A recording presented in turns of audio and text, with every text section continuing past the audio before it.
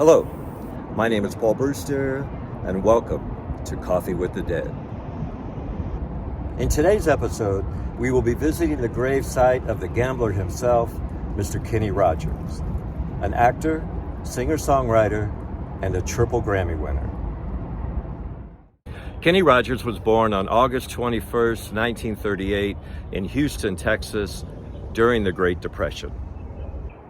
The fourth of 8 children, Kenny was raised by his parents, Lucille and Edward Rogers, who did their best to support their family during a time when unemployment was almost 25%.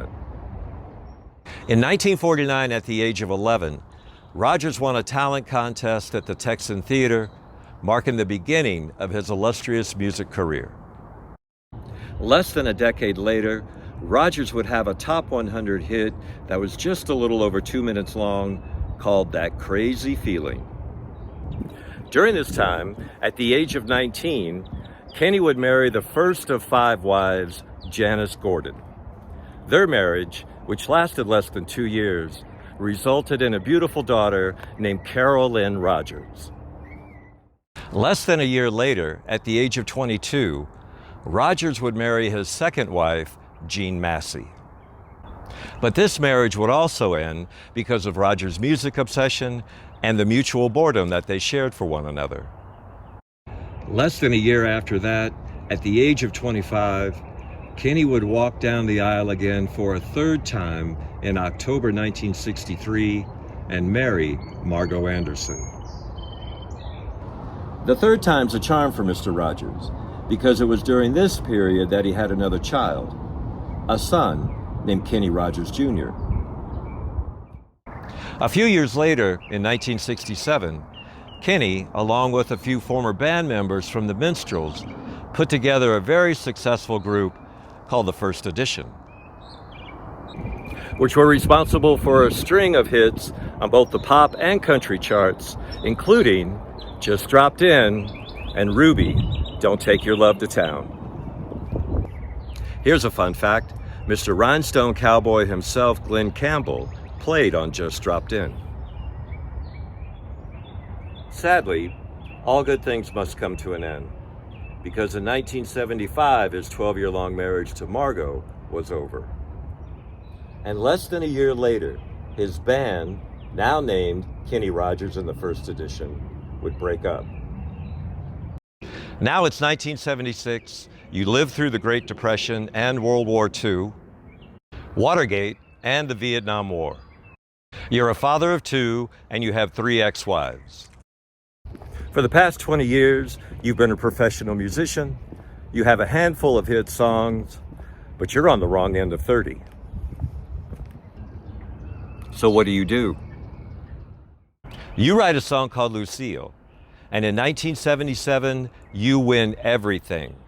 A Grammy for Best Male Country Vocal Performance, Single of the Year, Song of the Year, and Top Male Vocalist from the Academy of Country Music Awards. So now you're on a roll, Mr. Rogers. And what else do? That's right.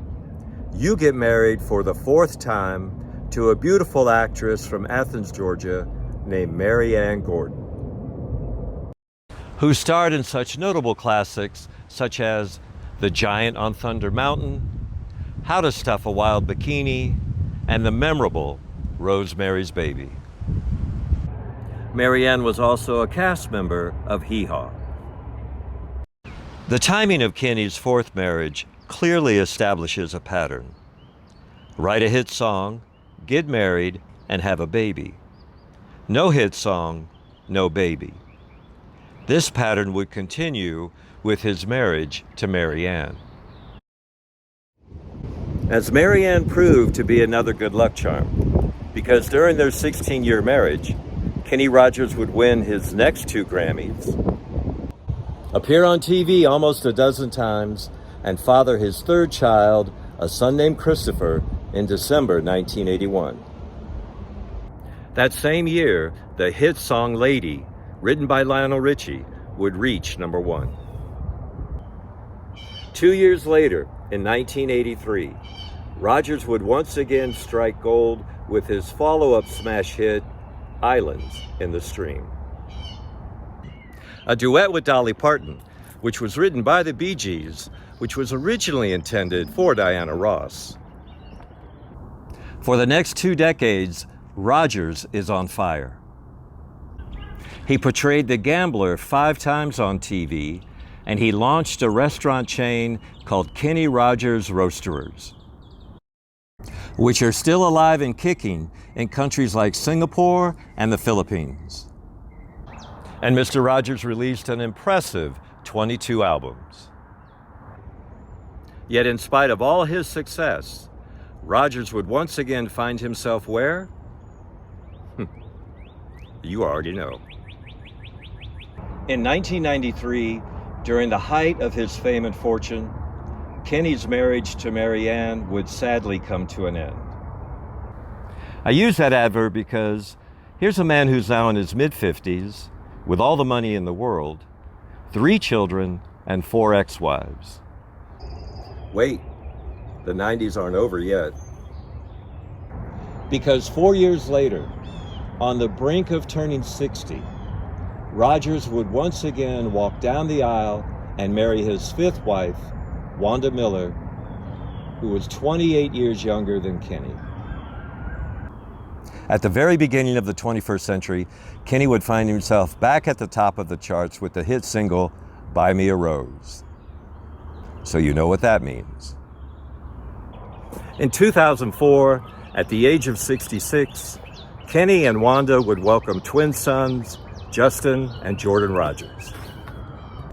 For the next 6 years, Rogers would publish 2 more albums and win 5 more awards, including CMT's 100 Greatest Cheating Songs and an American Eagle Award. In 2010, a TV special was taped, Kenny Rogers, The First 50 Years, which included guest performers such as Dolly Parton and Lionel Richie. The show celebrated Kenny's contribution to country, blues, and pop music. Let's take a look back as well.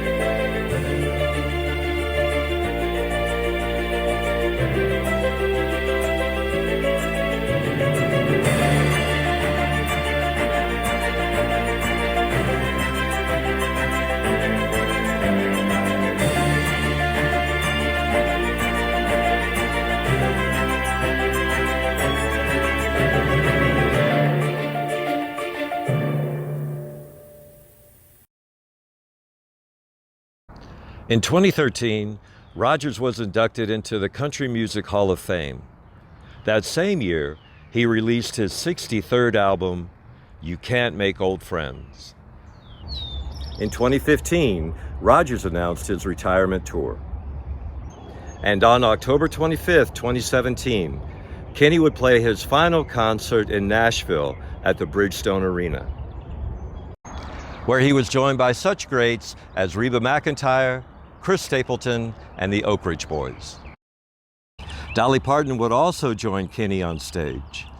She serenaded him with I Will Always Love You, and together they would perform Islands in the Stream for the very last time. Kenny would spend the rest of his days living quietly with his wife and 2 sons in their mansion just outside of Atlanta. Mortality is reality. And unfortunately for Mr. Rogers, the end is on its way.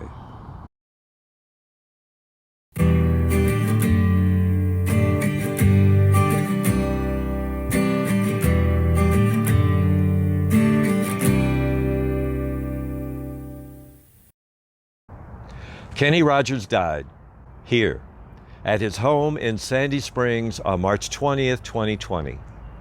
He was surrounded by his family and died peacefully of natural causes. Kenny Rogers once said that he was a very lucky man, blessed beyond measure, but not perfect by any means. A solemn reminder that even heroes are human too.